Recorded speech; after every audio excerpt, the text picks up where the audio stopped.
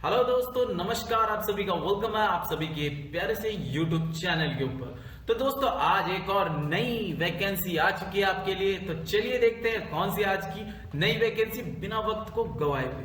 तो दोस्तों, आज की जो नई वैकेंसी है वो है इंडियन कोस्ट गार्ड की, जो ग्रुप सी के अंदर निकली है दोस्तों, और वो भी 10वीं और 12वीं के बेसिस पे। तो दोस्तों चलिए जानते हैं कि आज इस पोस्ट के अंदर क्या क्या मिलेगा, कौन कौन सी पोस्ट है, कितनी पोस्ट है। तो दोस्तों, आप जैसा कि ऑन स्क्रीन देख पा रहे हैं, 4 ही पोस्ट है दोस्तों। कुछ लिमिटेड ही पोस्ट निकाली गई है, कुछ लिमिटेड पर्संस के लिए, जैसे जो भी करना चाहें।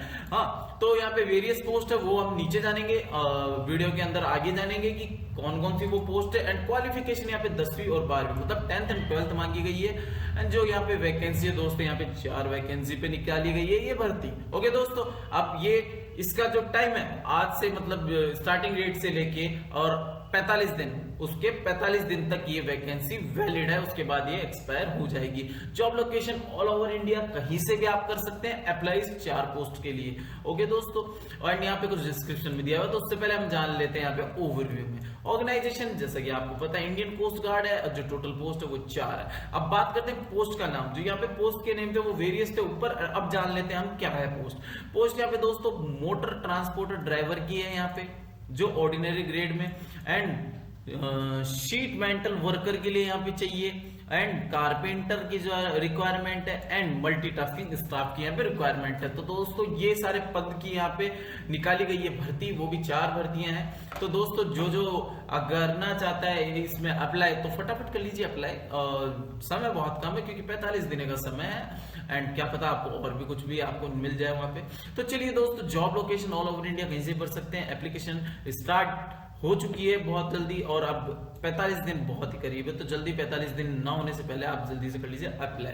एंड ऑफिशियल वेबसाइट, जैसा कि आप देख पा रहे हैं ऑन स्क्रीन है। तो अब बात करते हैं हम ये ऑफिशियल वेबसाइट की। तो चलिए, ऑफिशियल वेबसाइट यहाँ पे ऑन हो चुकी है। तो चलिए फिर से अब चलते हैं अपने गवर्नमेंट सरकारी वैकेंसी के ऊपर। तो दोस्तों, एज लिमिट यहाँ पे दी गई है दोस्तों, 18 से 27 साल की यहाँ पे आपको एज लिमिट दी गई है। अगर आप इसके बीच में और इस तक हैं तो आप कर सकते हैं अप्लाई। ओके दोस्तों, अब एलिजिबिलिटी की बात करते हैं। तो एलिजिबिलिटी के अंदर आपको दोस्तों 10वीं पास होना जरूरी है। ओके, एंड अगर आप ड्राइवर की वैकेंसी के लिए अप्लाई कर रहे हैं तो आपके पास ड्राइविंग लाइसेंस होना जरूरी है। एंड आपके पास heavy and light driving licence दोनों आपके पास होने चाहिए। ओके दोस्तों, एंड मोटर मैकेनिक, अगर आप मैकेनिक के लिए वहां जा रहे हैं, मतलब आप ड्राइविंग के, तो उसके थोड़ा आपको नॉलेज होना चाहिए मोटर गाड़ी के, मतलब लाइक कहीं खराब हो जाए तो उसके बारे में थोड़ा नॉलेज भी होना चाहिए। तो उसका भी आपको ध्यान रखना है। ओके दोस्तों, अब बात करते हैं सिलेक्शन कैसे होने वाला है। सिलेक्शन दोस्तों, यहाँ पे मैं बता देता हूँ, छोटी सी लाइन है, उसको पढ़ के। Document verification, all the shortest candidate will have to go through document verification before appearing in a written test. Written test होगा आपका, and candidate will be required to bring their original document and self-attested Xerox copies, 2 sets as per instructions given are in their admit card. तो दोस्तों, आपको सारे documents की आपको 2-2 copy करा लेनी है। ओके, 2-2 के सेट्स में, और तब आपको अप्लाई करना है। इन सारी चीजों का आप कलेक्ट कर लीजिएगा अप्लाई करने से पहले दोस्तों।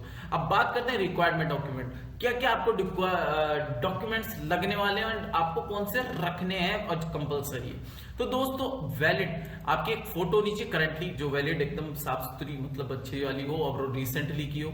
एंड आप अपनी मार्कशीट आपके पास होनी चाहिए क्वालिफिकेशन की। एंड आपके पास 12th इनकी डिप्लोमा मार्कशीट, हाँ मार्कशीट सर्टिफिकेट होना चाहिए, ये भी आपके पास कंपलसरी होना चाहिए।